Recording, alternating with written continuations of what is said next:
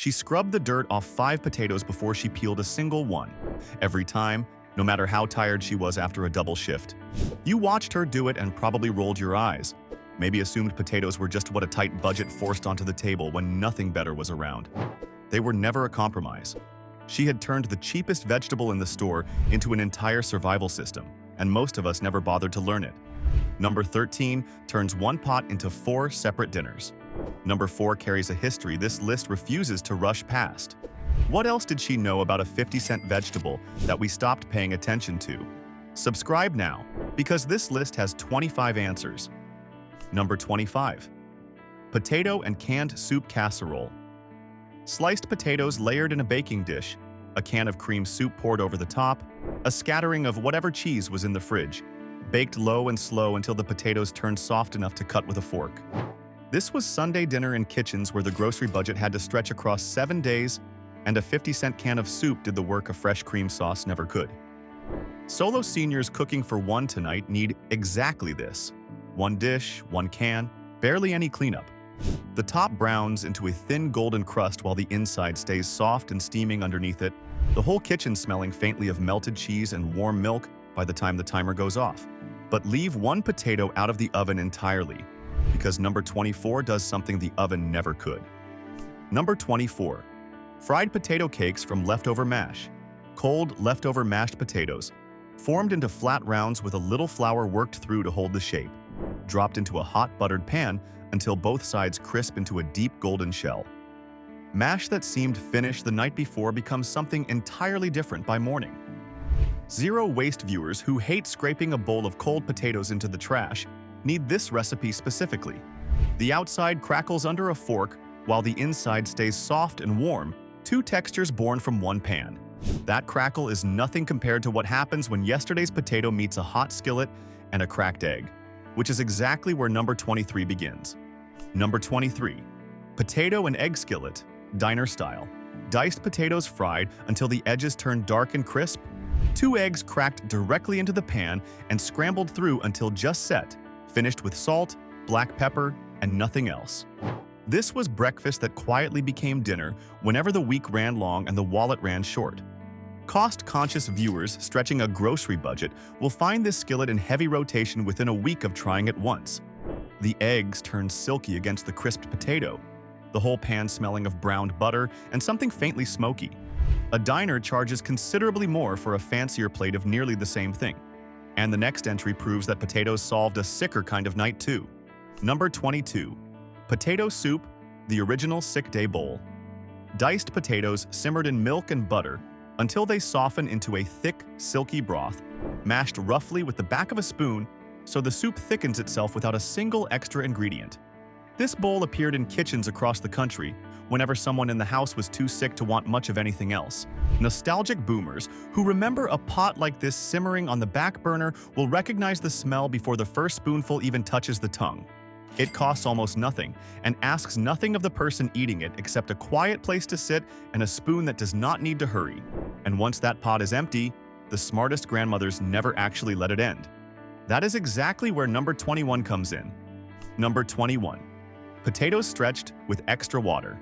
The same pot of potato soup, thinned with an extra cup of water or milk the next night, seasoned again, stretched to feed 2 more mouths than the original batch ever intended.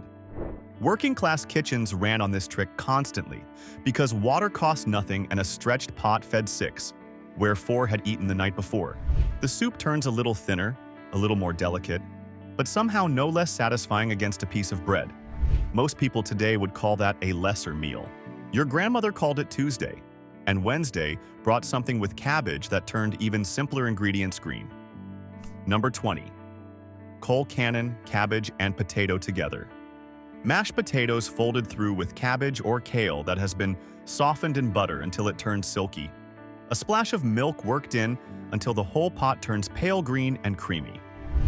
This dish came over with Irish immigrant families and stayed exactly where it landed, feeding households through cold months when meat was a luxury nobody budgeted for. Family heritage viewers with Irish roots will recognize the smell of butter and cabbage the second it hits the pan, completely and immediately. The green threads run through every bite like something deliberate rather than leftover. and a well of melted butter in the center of the plate turns it into something closer to a small celebration than a Tuesday dinner. But long before coal cannon reached an American stove, another use for potatoes was quietly saving the bread that sat beside it. Rice is not the only grain, or in this case root vegetable, that carried a household through a hard month. The potato has fed more people through more famine, war, and economic collapse than almost any single crop grown in the modern world. Ireland built an entire population around it before the 1840s. Dust Bowl families in the 1930s leaned on it when everything else in the field failed. The United States Department of Agriculture pushed potatoes hard during both world wars as one of the most efficient calorie sources a small plot of land could produce. That was not an accident. That was math your grandmother already understood standing at the sink. What else did she know about this root that nobody thought to write down? Subscribe now, because this list is the answer. Number 19. Potato bread, no waste. Leftover mashed potato worked directly into a bread dough, replacing part of the flour and water, producing a loaf with a softer crumb and a longer shelf life than plain bread ever manages on its own. Home economics enthusiasts who treat a kitchen as one connected system, not a pile of separate recipes, will recognize this instantly as the trick that turns two dishes into one efficient loop. The dough feels different under the hands, heavier and slightly damp, and the finished bread stays soft for days after a plain loaf has already gone stale. Most people toss leftover mash without a second thought, never realizing the best bread improver in the kitchen was sitting cold in a bowl the entire time. That same instinct for never wasting a scrap is exactly what turned a jar most people throw away into a seasoning nobody talks about anymore. Number 18. Potato and bacon. Grease, the forgotten side. A spoonful of saved bacon grease melted in the pan before the potatoes go in, coating every piece in a thin layer of smoky fat that changes the entire dish without adding a single new ingredient. Working-class viewers who grew up with a grease jar sitting permanently beside the stove will know this trick on sight. The fat seeps into the potato as it browns, turning a plain side into something that smells like a full breakfast plate, even when it is only a side dish. Most kitchens today reach for oil without thinking twice, never realizing the jar beside the stove was already doing a better job. And a jar of grease was never the only thing making a small can go a long way. Number 17. Potato and canned beans. Complete protein. Diced potatoes and canned beans warmed together in one pot, eaten as a full meal without a single piece of meat anywhere near the plate. Nutritionists eventually confirmed what a grandmother stretching a grocery budget already understood without a textbook, that a starch and a legume together deliver the amino acids a piece of meat would otherwise provide, at a fraction of the price. Practical home cooks trying to cut a weekly bill without cutting nutrition need this pairing specifically.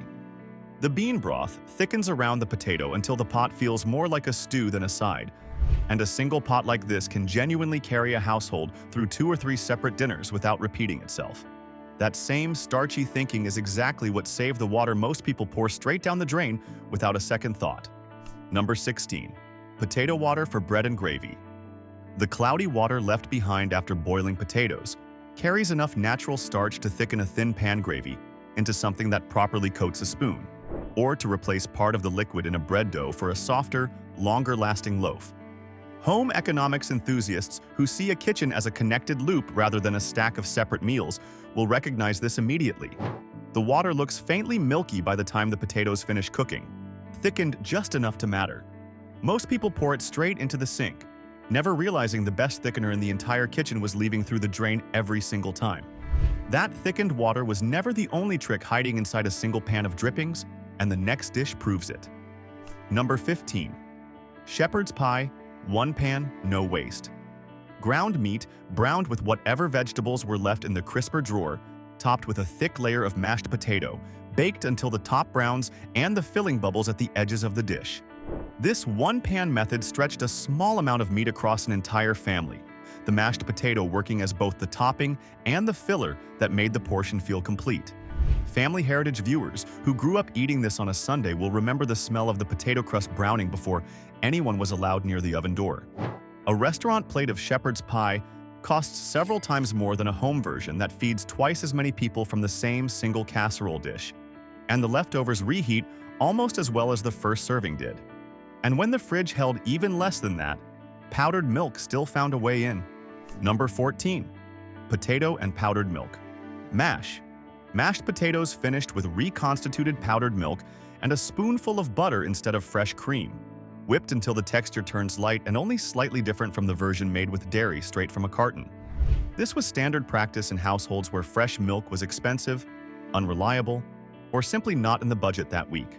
Cost-conscious viewers feeding a family through a tight stretch will find this substitution changes almost nothing about the final bowl. The mash still turns fluffy under a fork, still holds a pool of melted butter in the center exactly the way it should. A tin of powdered milk costs very little, and it sets up the single smartest system on this entire list. Number 13. The 4-day potato pot. One large pot of boiled potatoes, made on Sunday, carries a household across 4 completely different dinners without a second trip to the stove for a fresh batch. Sunday night, they come out mashed with butter. Monday, the leftovers turn into a hot skillet with a fried egg on top. Tuesday, what remains gets sliced into a casserole with a can of soup. Wednesday, the last handful disappears into a pot of soup with whatever broth is sitting in the fridge. 1 pot, 4 nights, almost nothing thrown away. Solo seniors who want to cook once and eat well across an entire stretch of the week need this system specifically, not just the recipe underneath it. Hold on to that idea because the next 12 entries lean on it more than once. If you have made it this far and you're already planning to try one of these tonight, hit the like button before you keep scrolling. It genuinely helps this video reach the people who still need to hear it, and it takes less time than peeling 1 potato. Number 12. Potato and canned tuna, coastal tradition. Boiled potato chunks tossed with canned tuna, a splash of vinegar, and a pinch of black pepper, eaten warm or cold, straight from the same bowl without any ceremony attached to it. This combination fed fishing families and coastal workers up and down both coasts for generations, built from 2 pantry staples that delivered more protein together than either one managed alone. Family heritage viewers with roots in fishing towns will recognize this the moment the vinegar hits the warm potato and the smell rises off the bowl.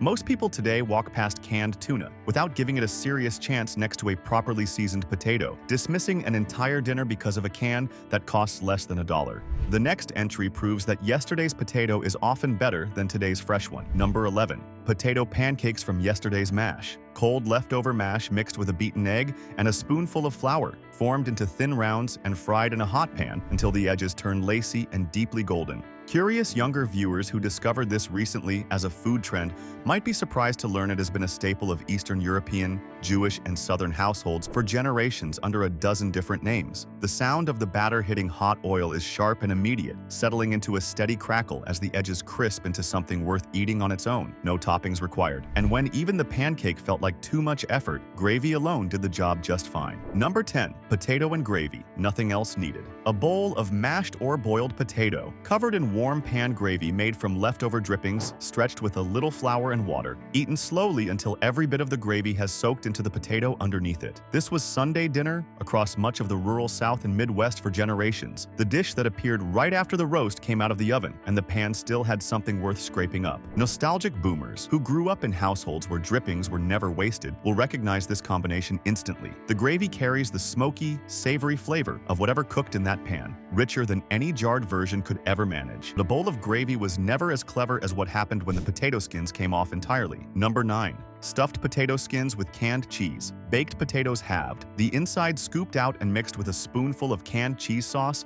and whatever seasoning the pantry offered, spooned back into the shells and baked again until the edges crisp and the filling turns bubbly. This turned one baked potato into a dish that looked considerably more effortful than it actually was. Overwhelmed modern caregivers who need a dinner that looks like real effort without demanding an hour at the stove will reach for this one repeatedly. The shell holds its shape through both trips to the oven, crisping slightly more the second time around. A restaurant appetizer version of this costs several dollars per skin for something a home kitchen makes for pennies, and the next entry costs even less than that. Number 8. Potato and evaporated milk soup. A can of evaporated milk stirred into a pot of boiled, roughly mashed potato with a spoonful of butter and a pinch of salt, warmed gently until the whole pot turns thick, pale, and quietly rich. Evaporated milk does something to potato that fresh cream rarely improves on, thickening the broth without ever tipping into heavy or cloying. Sentimental grandchildren who remember a bowl like this appearing from seemingly nothing on a cold evening still describe it as one of the most comforting things they have ever eaten. A can of evaporated milk costs very little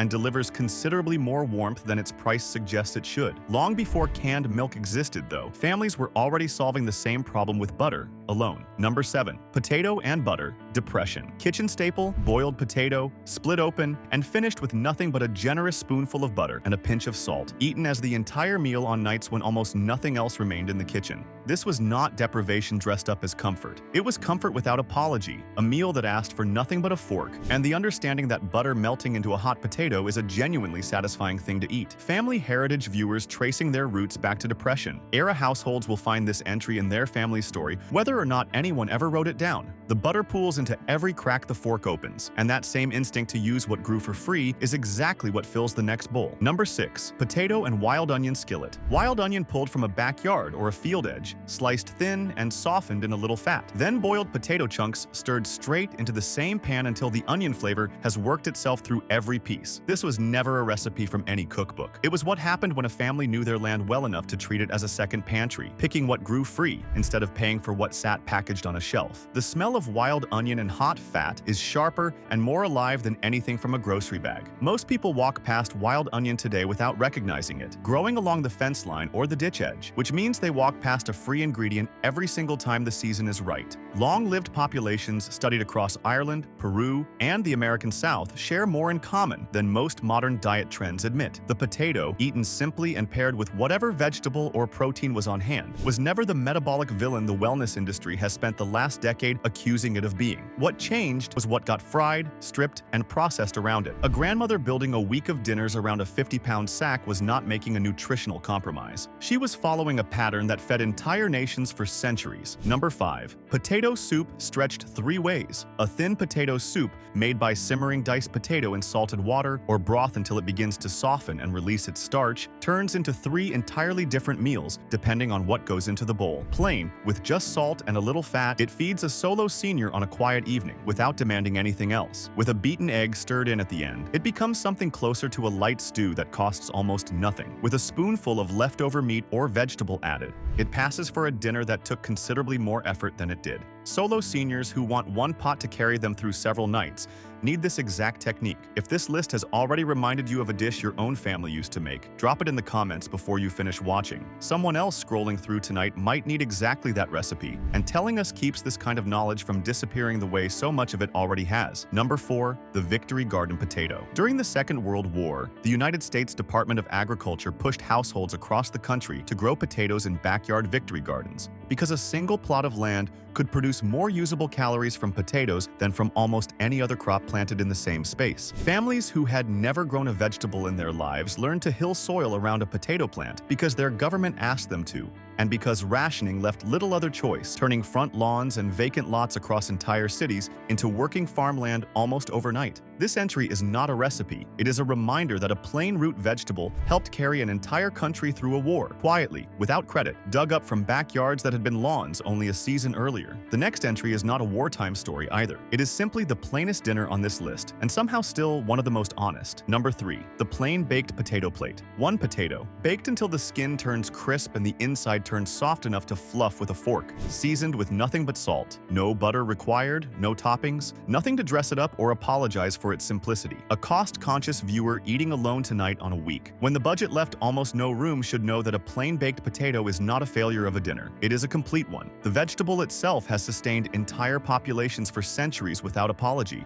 and a properly baked potato still delivers real satisfaction that no expensive alternative has ever honestly outperformed. Your grandmother ate potatoes plain on hard weeks without ever calling it a lesser meal. And the next entry is where that same plainness turns into something almost like peace. Number 2. The single bowl potato supper. 1 bowl, 1 spoon, 1 quiet evening that does not need to explain itself to anyone. Warm the potato through, season it properly, add whatever the pantry offers that night, and eat slowly at a table set for 1. Solo seniors living alone today often feel a real dinner requires more components, more effort, more proof that the meal was worth the trouble of making it all. It never did. A grandmother eating alone on a Wednesday night treated a single bowl of potato as enough, because feeding yourself with care is exactly the same act whether the table seats 1 person or 10. The steam still counts tonight, rising off 1 bowl at 1 quiet table exactly the way it always did. did. It will keep counting long after anyone questions whether a simple bowl was ever worth the effort. But every single one of these 24 dinners came from one place, and it is finally time to open it.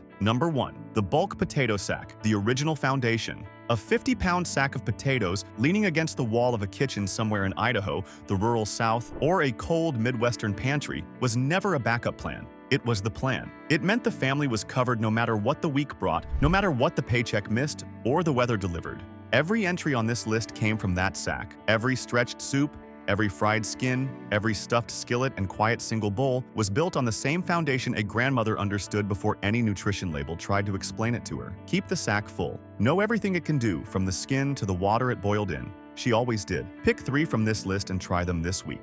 Start with number 11, number 13, and number 1, because together they teach the entire system without needing the full countdown twice. Tell me below which potato dish your own family made that never once appeared in a cookbook, by name, if it ever had one. The potato sack was never the humble option in that kitchen. It was the foundation, built quietly by people who understood that knowing what to do with one simple vegetable meant they were never truly without a meal, no matter how thin the rest of the week had already run. Click the video on your left right now, because the next list is already waiting, and she probably knew that one too.